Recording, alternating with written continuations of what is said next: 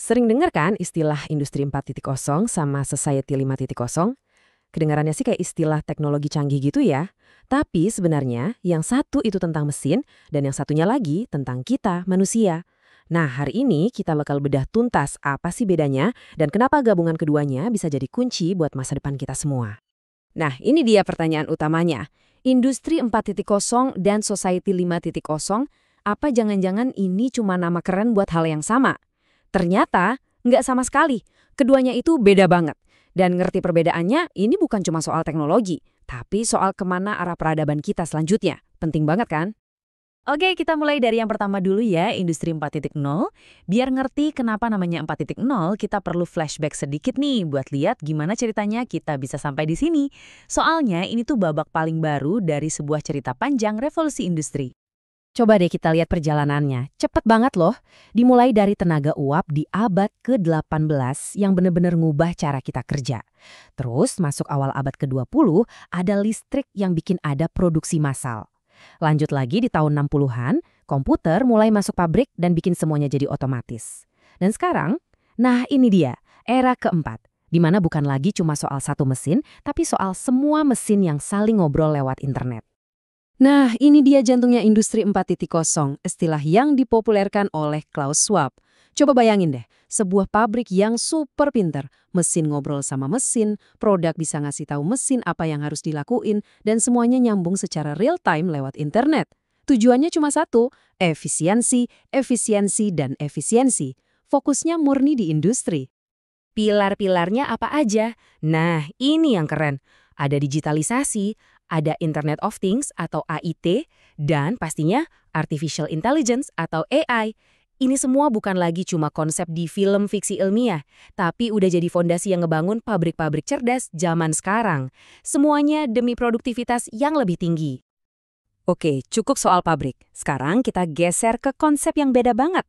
Sebuah visi yang lebih baru dan cakupannya jauh lebih luas. Society 5.0. Kalau Industri 4.0 fokusnya ke pabrik, Society 5.0 ini fokusnya kemana ya? Nah, konsep Society 5.0 ini asalnya dari Jepang. Coba deh perhatiin kutipan ini. Kata kuncinya beda total kan? Berpusat pada manusia dan masalah sosial. Wah, fokusnya langsung pindah dari efisiensi mesin ke kesejahteraan manusia. Inilah visi yang mereka sebut masyarakat super cerdas. Jadi, intinya gini. Society 5.0 itu pakai teknologi yang sama persis kayak Industri 4.0. Ada AI, ada IoT, tapi tujuannya, nah itu yang beda banget. Tujuannya bukan buat bikin produksi lebih cepat, tapi buat bikin kualitas hidup kita semua jadi lebih baik. Nah, di sini kita bisa lihat perbedaannya langsung, side by side.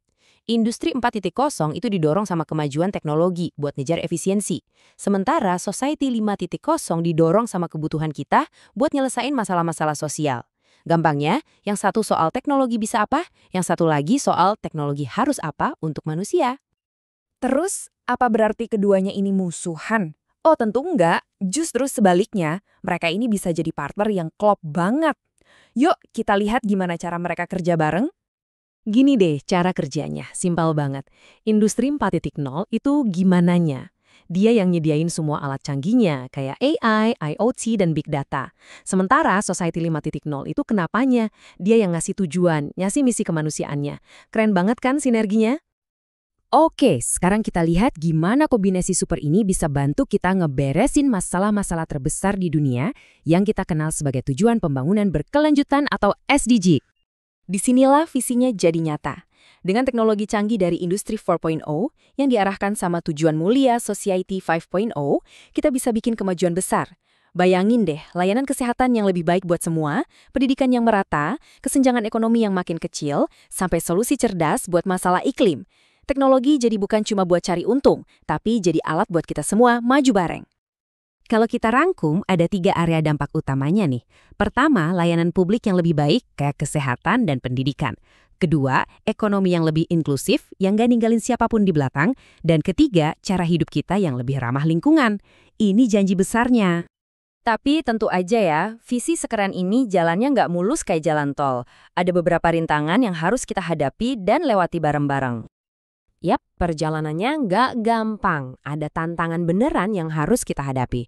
Mulai dari kesenjangan digital antara yang punya akses dan yang nggak, masalah keamanan data kita, sampai keharusan kita buat terus belajar skill baru. Penting banget buat diingat, ngatasin rintangan ini sama pentingnya kayak bikin teknologinya. Kalau nggak, visi Society 5.0 cuma bakal jadi mimpi buat segelintir orang aja. Jadi, kita sampai di pertanyaan terakhir. Kita udah lihat gimana kekuatan industri 4.0 bisa dikasih jiwa sama visi Society 5.0.